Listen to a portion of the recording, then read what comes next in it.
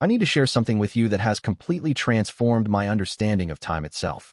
And I believe with every fiber of my being that what I'm about to tell you could be the most important message you hear this year. My name is Rabbi David Goldstein, and for 43 years, I have served my community as a teacher, a guide, and a student of the sacred text. I have always been a man of reason, of careful study, of measured words. But what happened to me on the night of November 15th has shaken the very foundation of everything I thought I knew about the divine plan. Before continuing, comment where you're listening and want to help this video reach more people around the world. Let me take you back to a typical Tuesday morning in June. The sun is not yet fully risen, but you're shuffling to the kitchen, still in your slippers, wrapped in the familiar weight of your old wool robe. The house is quiet.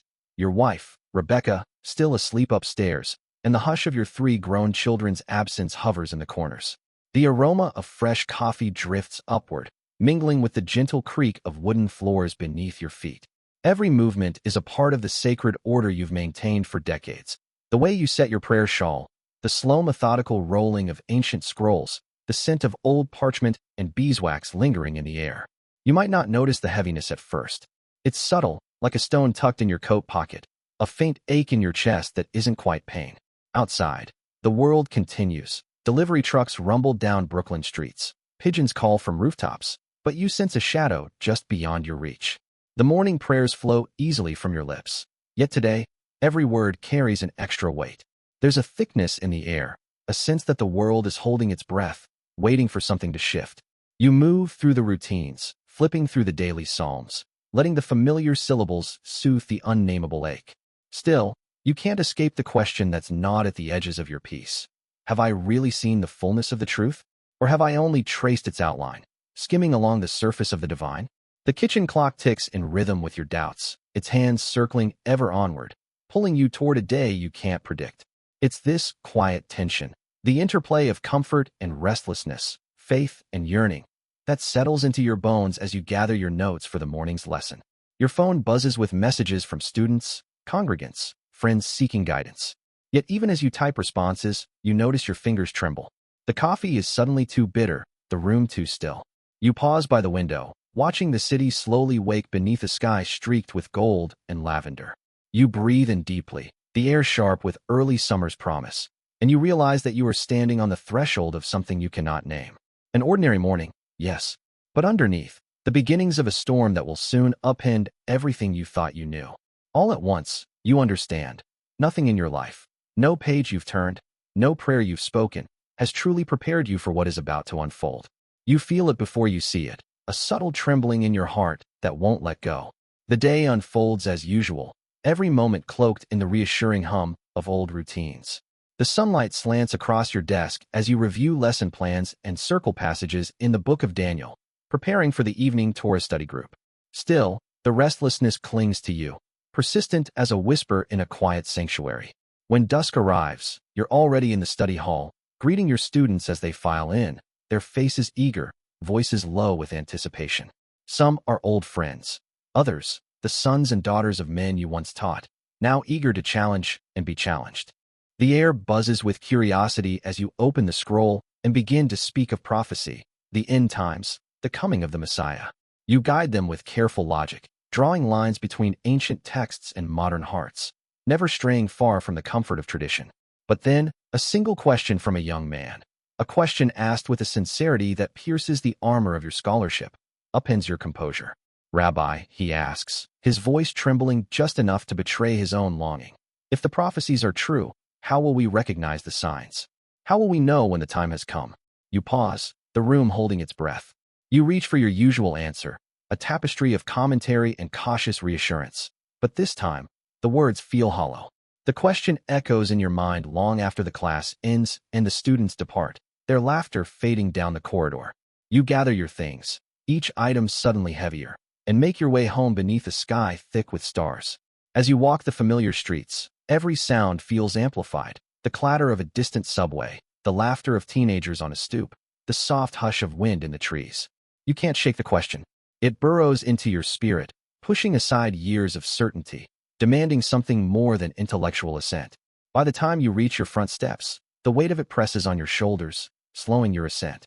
Rebecca is already asleep when you slip into the house, her breathing steady, the house wrapped in midnight stillness. You linger in the hallway, letting the darkness settle around you, your hand resting on the mezuzah as if to anchor yourself in the familiar.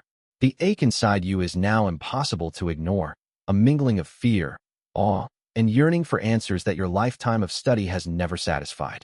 You wander into your study, the room aglow with the warm promise of lamplight. The books stare back from the shelves, mute witnesses to your search. You kneel for the evening prayers, but the words falter, trailing off into silence. The world beyond the window seems impossibly wide, the stars impossibly bright, and for the first time in years, you feel utterly, vulnerably small. Tonight, the boundaries between heaven and earth feel thin. The old doubts resurface, tangled with a longing deeper than knowledge, a hope that the God of Abraham, Isaac, and Jacob is listening, even as your faith teeters between certainty and surrender. You whisper a prayer, not for answers, but for the courage to face whatever is coming. You sit alone at your desk, the lamplight painting long shadows across your study, breathing in the musk of leather-bound tomes and candle wax. Your hand rests on the cool wood, fingertips tracing the groove where years of scribbling have worn the surface smooth. The familiar ache in your chest sharpens, suddenly urgent, pulling you from prayer into a place of unspoken need. The silence deepens, so thick you can almost hear the beating of your own heart, quick and uncertain. You stand and drift toward the window, drawn by an inexplicable force. The city lies before you, a sea of trembling lights, distant sirens singing the nocturne of a world that does not know it is on the edge of something vast and mysterious. The night air presses close, and you sense the hush of eternity lurking just beyond the glass. You close your eyes. In the darkness, a strange sensation rushes in, a tingling that dances up your arms, a soft pressure on your forehead, as if unseen hands are tracing ancient blessings upon your brow. Your knees weaken. You steady yourself against the desk, breath catching in your throat. The room begins to spin, bookshelves melting into the air, the boundary between body and spirit blurring until you are no longer sure where you end and the presence begins. The world fades, the old house, the weight of years, the cares of a congregation, leaving you adrift in a sea of light that pulses and breathes, alive and luminous. You feel lighter than you ever have, as if gravity itself has let you go. A warmth settles over you, first gentle, then all-consuming. It is not frightening. It is peace, complete and absolute, washing away the ache, the doubts, the endless wrestling with the unanswerable. For the first time since childhood, you are utterly free. And then you see it, the light. Not a lamp, not moon or star, but a living presence, golden, infinite, the color of hope itself. It surges toward you, filling every sense, humming with a music you feel in your bones. The silence is profound, but the silence itself sings, vibrating with welcome and recognition. You are not alone. The light holds you, enfolds you, and in that embrace every wound and regret, every shadow you have ever carried, dissolves. The love that meets you here is overwhelming, so gentle, so complete, that it presses tears from your eyes. You cannot run, cannot hide. There is no need. Here, in the heart of the light, you are known completely and loved without condition. Time slows, stretches, ceases to matter. You catch the scent of something you cannot name, like a garden after rain, or bread baking in your mother's kitchen, warm and alive with promise. You sense a presence, someone drawing near, but you are not afraid. The anticipation is electric, like the moment before the shofar sounds, when all of creation holds its breath. And in the brightness, you see a form beginning to emerge, a silhouette at first, tall and radiant, not dazzling, but deeply, soulfully familiar. The figure steps forward and the light bends to him, not to dazzle, but to reveal. You know, before he speaks, that you stand in the presence of holiness, a holiness that sees every page of your story and calls it good. The peace you have been searching for your entire life has finally found you. You cannot move. You cannot look away. The light gathers around the figure, and you know, with the strange certainty of dreams and miracles, that this is Jesus. Not the distant figure from centuries-old debates or the subject of sermons you once dissected in the rabbinical courts, but Yeshua, living and radiant, his presence so real that your own thoughts scatter like chaff before the wind. Your heart pounds with awe and disbelief. 1,000 questions press to your lips, all the arguments of a lifetime, every careful critique and hesitant curiosity. Yet as he draws closer, none of it matters. His gaze finds you, and in it you feel not judgment, but a love so steady and vast it erases every defense you have ever built. There is nothing hidden. Your doubts, your traditions, your fear of straying from the path of your fathers, all are seen and, impossibly, cherished. You want to turn away, to protest, to shield yourself with the years of study, the weight of tradition, the comfort of ritual. But in this place, those old walls dissolve. Jesus stands before you, tall, strong, his eyes deep with understanding. His robe, the purest white, seems woven from morning sunlight and the prayers of generations. His hair flows to his shoulders, and there is a peace around him, an authority that does not need to announce itself, because it is the air you now breathe. He calls you by your name, softly but with a resonance that shakes you from the inside out. It is the sound of homecoming, of ancient promises being fulfilled. There are no words at first, only the gentle pressure of his presence, the feeling of being seen, of being wholly understood and absolutely safe. You do not kneel because you must, but because it is the only response to a love so complete. A single tear slides down your cheek, followed by another. The emotions that flood you are more than you have ever allowed yourself to feel. Relief, wonder, surrender, joy. In a rush, you remember every prayer uttered in doubt, every night spent wrestling with questions, every moment you feared that your search would end in silence. Yet here, you are met not with condemnation, but with welcome. His hand reaches toward you, and though he does not touch you, you feel the warmth travel through your chest, dissolving years of self-protection. It is the tenderness of a father, the kindness of a brother, the strength of a king. Your name in his mouth is music, a melody that pulls you into the heart of the divine. You try to speak, but words slip away like water through your fingers. All the arguments are gone. What remains is a longing to listen, to receive, to understand what he is about to reveal. You realize you are being called not to debate, but to witness. In this moment, you belong, not because of your heritage or your learning, but because you are simply and profoundly loved. Here, at the edge of eternity, you sense the beginning of a message, an invitation to see the world and yourself with new eyes. The story is no longer about the boundaries you defended, but about the walls that are being torn down by a love greater than anything you have ever known. The world around you shimmers and expands, dissolving the last hints of your earthly study. You sense you are leaving the familiar altogether.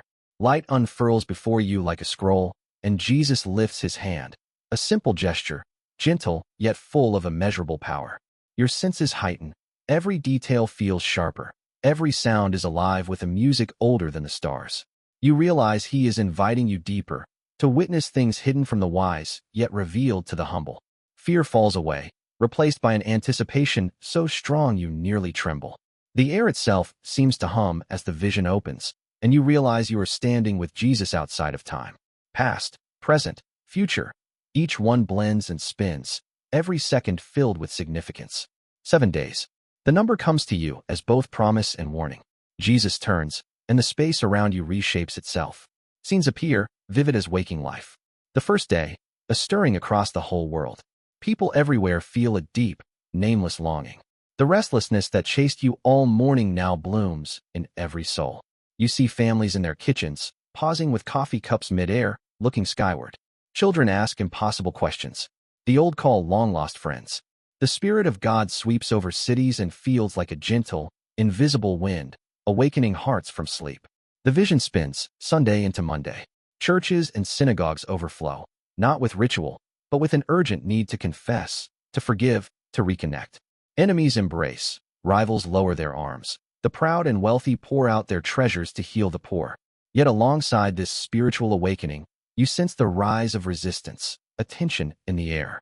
Some respond to the call with anger, pushing back against the tide of mercy. Governments panic, scrambling to control what they cannot understand, labeling faith as hysteria. Each day brings a new revelation. The third day, miracles sweep the earth. You see sunlight shimmering golden and strange, shadows dancing with a life of their own. Hospitals empty as the blind see, the lame run, the dying rise from their beds. The faces of the faithful shine with an inner light. The skeptical and the hardened are left speechless by the flood of mercy. Jesus' presence beside you is unwavering. His eyes, ancient and young, search the faces in the vision with love and sorrow intermingled. The days continue. A harvest, then a reckoning. Every person is given a moment, a whisper, a dream, a split-second encounter with eternity. Each soul stands at the threshold, and you sense the gravity of these days. a final invitation, a call to choose. You watch as hearts open and close, relationships strain and mend. In the swirl of images, one truth rises. Nothing in your life, no tradition, no knowledge, could have prepared you for the urgency and reality of what Jesus shows you. The 7 days, each a wave of mercy and decision, healing and heartbreak, roll out before you with a clarity that leaves you breathless. You feel the weight of the message, heavier than any teaching you have ever given, yet brighter than any hope you have ever dared to hold. You stand with Jesus at the very edge of these visions, knowing you have been chosen to see, so that you may carry this knowledge back to a world still lost in routine and comfort, blind to how close eternity truly is. The visions do not fade. They deepen, sharpen, refusing to let you look away. The days blur together in a dance of hope and heartbreak. You see the world divided, not by borders or language, but by something deeper, a longing for light and a fear of it. The main emotion now is urgency, pulsing in your blood like a silent drum. You watch the lines drawn, sometimes subtle, sometimes abrupt. In one place, people are drawn to prayer, falling to their knees in public squares, their tears mingling with laughter. In another, a family dinner erupts in anger as old wounds are exposed, and one child dares to speak of forgiveness. The wheat and the weeds grow side by side. Those who answer the call are transformed, their faces glowing as if with an inner sunrise. Those who resist harden, turning from the light with defiance or despair. A tidbit comes as you notice the quiet ones, the ones you might never expect, being stirred awake.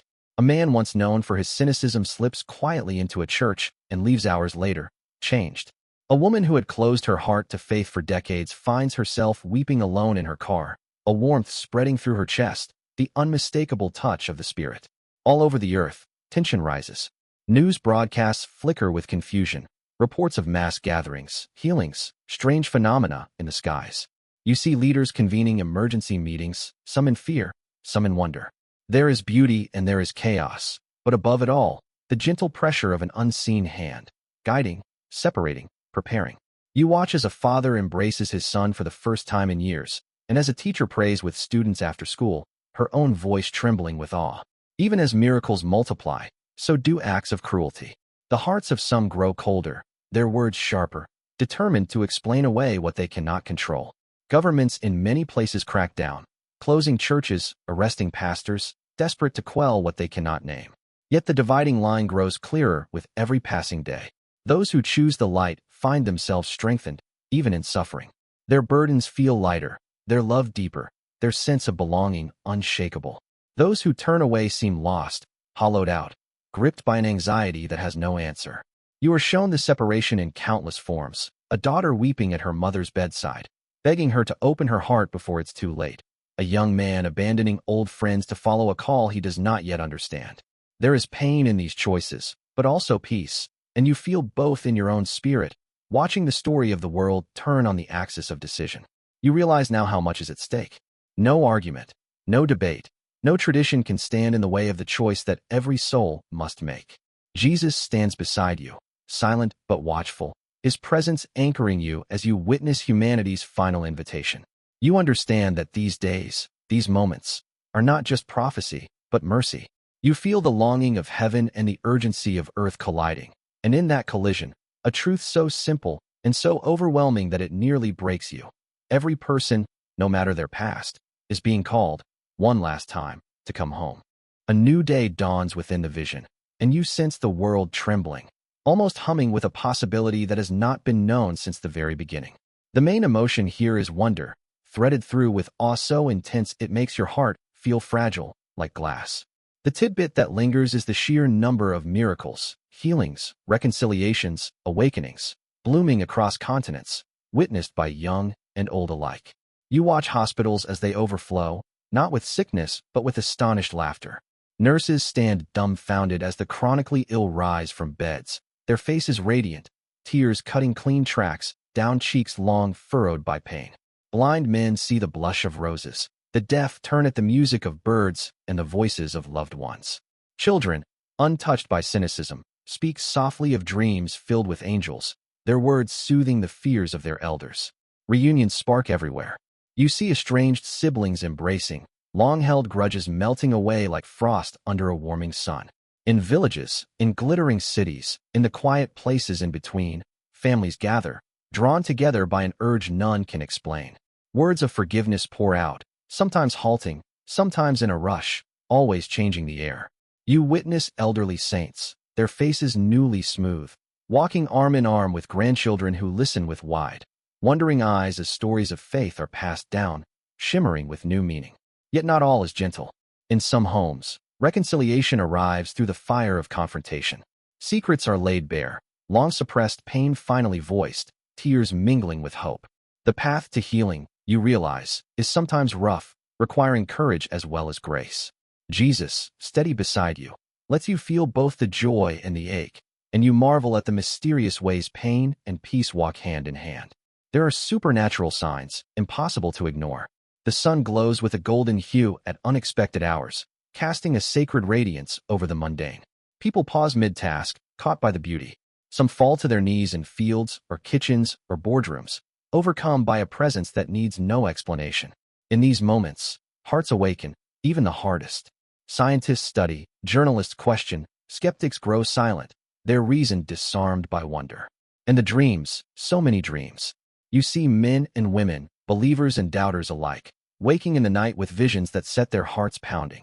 They speak of a love they cannot name, a call to prepare, an urgent sense that the time is at hand. There are no elaborate rituals, no rehearsed prayers, just the raw, trembling encounter with the God who seeks, who heals, who invites all to return. It is not just the famous or the holy who are changed. The quiet ones, the overlooked, are lifted up and restored. A janitor in a hospital receives a healing touch and spends the next day comforting patients with a serenity no one can explain.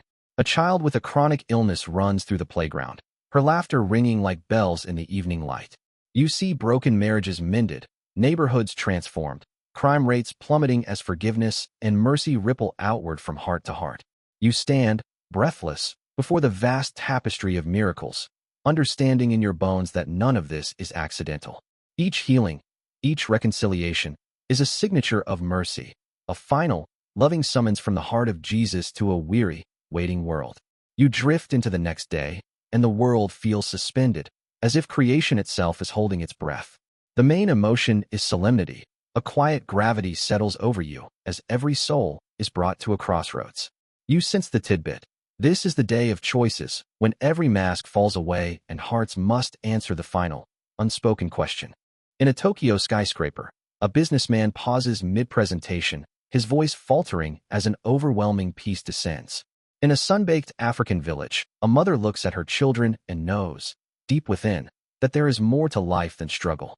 An atheist professor in London stands silent before a classroom, shaken by a moment of unexplainable wonder. This is not a mass hallucination.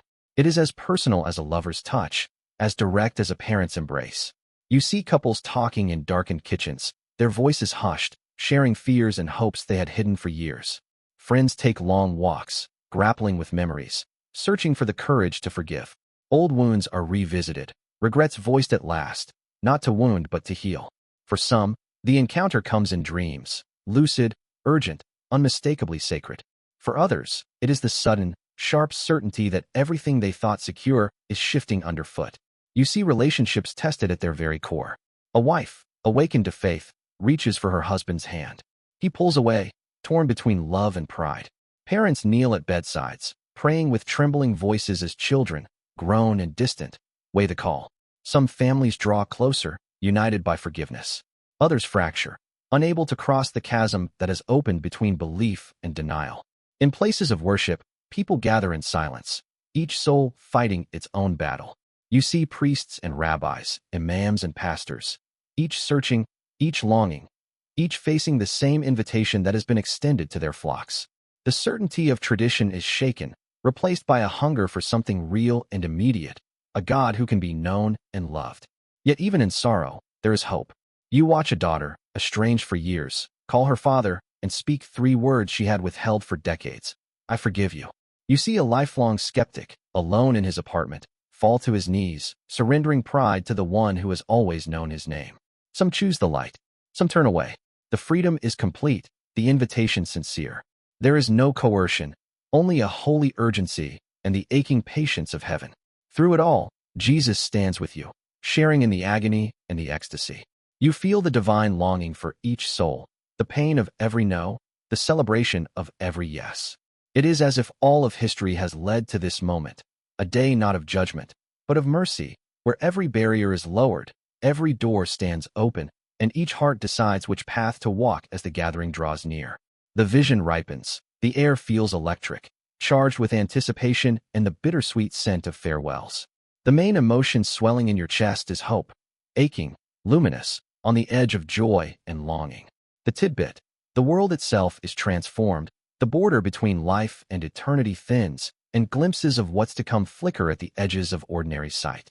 You sense the earth holding its breath as Friday turns to Saturday. All across the globe, those who have chosen the light gather with a sense of unity they have never known. Homes become sanctuaries. Families cluster together, sometimes in laughter, sometimes in tears, driven by an urgent need to speak what has long gone unsaid. Grandparents bless their grandchildren, old friends reconcile, strangers embrace as brothers. The air thrums with prayer. People gather in parks, churches, open fields, hands entwined and voices rising as if singing in a single, wordless chorus. The boundaries of language dissolve. Hearts recognize each other in love. You see the veil between worlds growing ever more translucent. In bedrooms, at kitchen tables, on long walks through familiar neighborhoods, loved ones who have already crossed over appear, not as shadows, but radiant, real, gentle. Grandparents whisper encouragement to grandchildren. A child, lost too soon, visits her mother's dream with a smile and a message of peace. A departed spouse sits quietly beside the one left behind, hand resting on their shoulder, sharing warmth that lingers long after waking. These moments are not frightening, but suffused with comfort, as if the universe itself is preparing its children for a journey home. Even animals seem to sense it.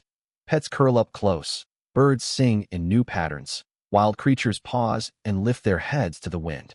The world is alive with anticipation. Colors seem brighter. The wind carries a music no one can explain. The very sky glows with promise. Yet sorrow weaves through the hope. For every reunion, there is a farewell. Some families are parted as one embraces faith while another turns away. There are tears, hard conversations, brave silences. The ache of separation is sharp, yet softened by the knowledge that every heart has been invited, that no love is ever truly lost in the eyes of the one who made all things. As the hours pass, you witness believers everywhere glowing with an inner light. Their burdens, so heavy for so long, now seem weightless. You see them preparing, not with fear, but with a serenity born of knowing they are awaited, welcomed, loved beyond all telling. In the silence before dawn, you sense the world teetering on the brink, the final moment before the promise is fulfilled. Jesus stands beside you, his eyes shining with compassion and triumph. You feel the gathering is close, closer than the next breath, and that all of heaven is leaning in, ready to welcome home those who have answered the call. Hope and longing mingle in the air, as the last barrier between the seen and unseen dissolves into pure, expectant joy. The vision's final day unfolds, Saturday, the eve of the great gathering, and the sense of anticipation is almost overwhelming. The main emotion is reverence, deep and trembling, as the fabric of time itself seems to thin. The tidbit is the unmistakable awareness that the separation between heaven and earth is now barely more than a breath. Everywhere, people sense it. Believers wake before dawn, drawn out of their beds by a pull they cannot explain. Some kneel by their windows, hands clasped, eyes brimming with tears that are neither sadness nor joy, but something vaster, a mingling of the two, like sunrise meeting the last hush of night. Others walk outside, finding their way to familiar places transformed by a gentle, glowing light. The world is quieter now, as if waiting for a trumpet's first note. You see the faithful gathering in twos and threes, in living rooms, gardens, atop hills, by rivers. They read the scriptures, share stories, and sing, softly at first, then with growing strength. In some places, saints of ages past appear, radiant and real. A grandmother who died decades ago walks through her daughter's kitchen, smiling, offering a final blessing. A young boy who never spoke in life now appears to his mother, his eyes shining, words clear and bright. "I'll see you soon." No one is afraid. Even the skeptics, those who resisted until the very end, now pause, heartbeats caught in the hush, the longing for another chance flickering in their eyes. All over the earth, the very air feels thin, charged with a presence beyond describing. Light seeps through every window, every crack in the wall, gentle yet impossible to ignore. You see children lifting their arms to the sky, faces lit with hope, as if welcoming a friend home after a long journey. In every gathering, in every quiet room, you sense the heartbeat of heaven, steady, unhurried, irresistible. Farewells are whispered, some bittersweet, some joyful. Friends and families hold each other close, trusting in a love that will bridge every distance. Some are left behind, but even they sense the tide turning, the possibility that mercy lingers still. Tears are shed, but none are wasted. Every grief, every longing, every hope is held in hands stronger and gentler than any human heart could imagine. As the hour draws near, a holy quiet sweeps across the world. Prayers become breaths, sighs become songs. The last barriers fall away. You feel Jesus' hand upon your shoulder, warm, strong, and certain. You know, with an absolute certainty, that the gathering is here. The time for warning has passed. The time for welcome has begun. You find yourself pulled gently back, through the veil, through the silence, through the slow returning beat of your own heart. The world reforms around you, the light dims, and you are once more in your study, the dawn creeping in through the window. Yet you are changed, forever marked by the vision, the weight of hope and responsibility settled in your soul. Your task is clear: to share, to warn, to love, to help prepare the hearts of those who will listen, so that not one will miss the invitation that is coming, has already come. In the quiet that follows, let the story soften. You are not alone. What you have witnessed is not a tale for scholars or saints only, but a message for every soul searching for hope, forgiveness, and a home beyond the boundaries of this world. There is no need to hurry, no fear in what comes next. You are called, not by thunder or fire, but by the whisper of a love that will not let you go. Let these images linger: the shimmer of light in the dawn, the gentle embrace of old friends, the promise that no prayer goes unheard. The world may still tremble, but hope has been sown in every heart that chooses to listen. If you are weary, rest in the assurance that you are known. If you are afraid, let mercy find you. And if you feel lost, lift your eyes. The gathering is near, and the gates are open. If these words resonate with you, write an amen in the comments, subscribe to the channel, and share it with at least 3 friends or family members right now. Now is your time to make a difference. Spreading this message is not only an act of love, but also a mission that Jesus himself has entrusted to you.